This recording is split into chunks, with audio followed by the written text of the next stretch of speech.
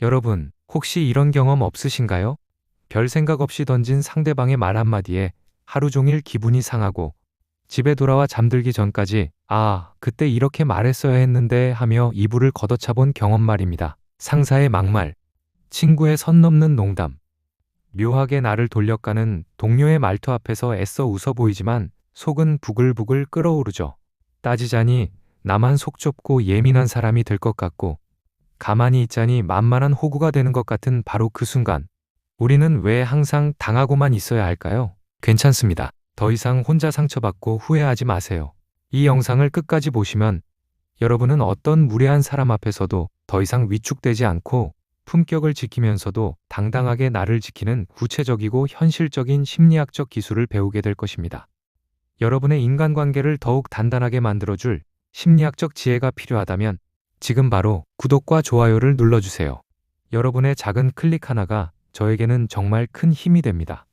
무례한 사람들에게 효과적으로 대처하기 위해선 먼저 그들이 왜 그렇게 행동하는지 그들의 심리적 동기와 행동 패턴을 이해하는 것이 중요합니다. 적을 알아야 백전백승이라는 말처럼 그들의 심리를 꿰뚫어 볼 때 우리는 비로소 감정적으로 휘둘리지 않고 상황의 주도권을 잡을 수 있습니다. 무례한 사람들은 크게 세 가지 유형으로 나눌 수 있습니다. 첫 번째는 지배자 유형입니다. 나르시시스트나 소시오패스가 여기에 해당하는데요. 이들은 타인을 깎아내리면서 상대적인 우월감을 느끼고 관계에서 지배적인 위치를 차지하려는 성향이 강합니다. 낮은 자존감을 감추기 위해 다른 사람을 공격하거나 자신의 이익을 위해 교묘하게 당신을 이용하기도 합니다. 특히 윗사람에겐 굽신거리면서 아랫사람에게만 함부로 대하는 갑질의 형태로 나타나는 경우가 많습니다. 두 번째는 공감 능력 결여 유형입니다. 이들은 소위 머리가 나쁜 존재들일 수 있습니다. 악의가 있다기보다는 자신의 말과 행동이 타인에게 어떤 상처를 주는지 전혀 인지하지 못하는 사람들입니다. 나는 뒤끝없어 라며 아무렇지 않게 상처 주는 말을 내뱉고 공감 능력이 부족해 상대방의 감정을 이해하려는 노력 자체를 하지 않습니다. 이 유형에 대한 대처법은 다소 파격적일 수 있습니다. 심리학자들은 상대가 당신의 동료라면 때로는 그들이 사용한 것과 같은 수준의 언어로 대응해 주는 것이 유일한 해결책일 수 있다고 말합니다. 하지만 상대가 윗사람이라면 감정적 대응 대신 공식적인 시스템을 통해 문제를 제기하는 것이 현명합니다. 세 번째는 관심 추구 유형입니다. 히스테리적 성향을 가진 사람들이 여기에 해당합니다. 이들은 대화의 중심에 서기 위해 어떤 이야기든 만들어내는 사람들입니다. 특히 이야기 소재가 떨어지면 가장 자극적이고 무한대로 만들어낼 수 있는 남의 뒷얘기를 즐겨합니다. 은근슬쩍 돌려가는 방식으로 타인을 깎아내리며 사람들의 관심을 자신에게 집중시키려는 히스테리적 성향을 보입니다. 그렇다면 우리는 왜 이런 사람들의 말 한마디에 쉽게 상처받고 밤새 괴로워하는 걸까요? 근본적인 원인은 우리 내면에 있습니다. 바로 모든 사람과 좋은 관계를 유지해야 한다는 강박관념과 이 분위기를 내가 불편하게 만들면 안 된다는 지나친 책임감 때문입니다. 거절에 대한 두려움, 관계가 틀어질 것에 대한 불안감 때문에 부당한 말을 듣고도 웃어넘기고 오히려 스스로를 비하하며 상황을 모면하려고 하는 것이죠. 하지만 이러한 심리적 함정을 정확히 이해하는 것이야말로 나를 지키는 효과적인 대응의 가장 중요한 첫걸음이 됩니다. 이제 본격적인 대응법을 알아볼 텐데요.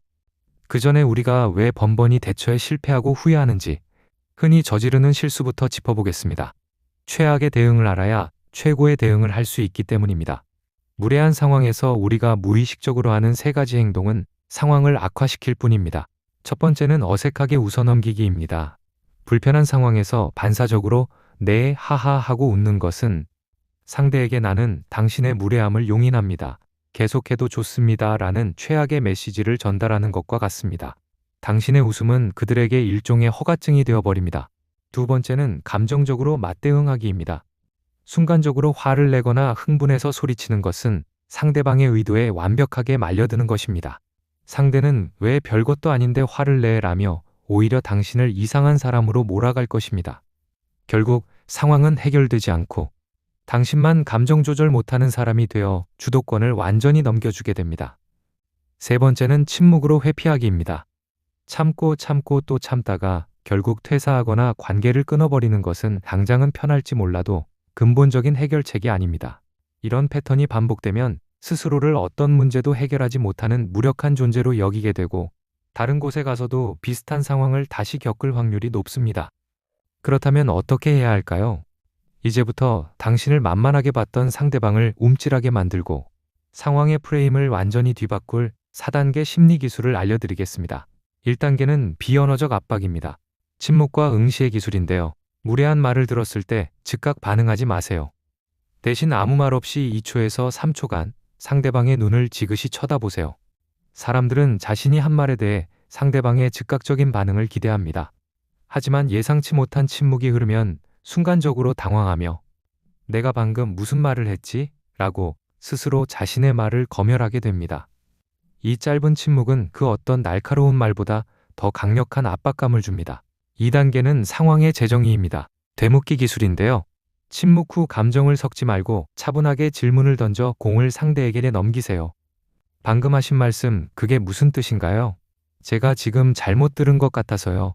혹시 저에게 하신 말씀인가요? 이 질문들은 상대방을 비난하는 것이 아니라 상대방이 자신의 무례한 발언을 스스로 해명하게 만듭니다. 공격자를 순식간에 방어자로 만들고 상황의 주도권을 나에게로 가져오는 가장 세련된 기술입니다. 3단계는 상대방을 인정하며 선긋기입니다. 상대방의 의도가 명확해졌다면 그를 비난하지 않으면서 나의 생각과 경계선을 명확히 전달해야 합니다. 상대의 의견을 일단 인정하며 아, 그렇게 생각하시는군요 라고 말하되 나는 동의하지 않는다는 뉘앙스를 담아서 말합니다. 그리고 명확한 선을 긋습니다. 팀장님, 그렇게까지 말씀하시는 건 좀 아닌 것 같습니다. 이 기술의 핵심은 상대방의 의견을 가질 권리를 일단 인정해 줌으로써 방어벽을 낮추는 데 있습니다. 그 후에 차분하지만 단호하게 나의 경계선을 제시하면 상대는 공격적으로 받아들이기보다 당신의 입장을 존중하게 됩니다. 이는 감정적 성숙함과 통제력을 보여주며 나는 당신의 무례함을 더 이상 용납하지 않겠다는 강력한 메시지를 전달합니다. 4단계는 관계의 재설정입니다. 거리두기와 무시의 기술인데요. 위의 노력에도 불구하고 변화의 가능성이 없는 사람에게는 더 이상 감정적 에너지를 쏟지 않는 것이 현명합니다. 모든 사람과 친하게 지내야 한다는 강박을 버리세요.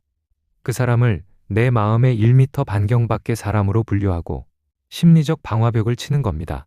그가 무슨 말을 하든 남의 집 개가 짖는구나 정도로 여기고 무시하세요.